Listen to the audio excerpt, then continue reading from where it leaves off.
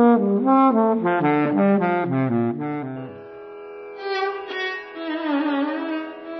Parvati, I brought you something.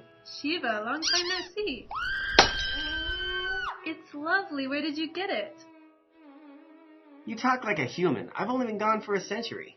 I found it in Orissa. One of the village folk must have carved it. I made it into a necklace for you. It's one of my favorite symbols, the Viali. Yeah. A symbol of the feminine divine. Yeah, of course. You don't know what a Viali is, do you? Yes, I do. Viali's our pet, a creature that often frolics at our feet when we're making love. That's true. Humans often depict her in portraits of us. Well, I've seen her symbol on many a Hindu temple. She's carved as a ferocious monster, like a gargoyle, set to guard the temple from evil. But do you know what her symbol means to the humans? She's often poised over some puny hero ready to trample him or tear him into shreds with her claws. She's like a beast of supernatural violence. I'm surprised you recognized her. Although she's always lion-like, she may also be elephantine or bird-like. But the Viali wasn't always monstrous-looking. Originally, Viali was symbolized literally by a lion. She was a vehicle of the feminine divine. Eventually, she came to be synonymous with the goddess herself, and many of the folk people worshipped her, so Viali symbolized female power. The Brahmins found her symbol offensive, so they emptied her of her original meaning and demonized her to serve their purposes. But why do the Brahmins find it offensive?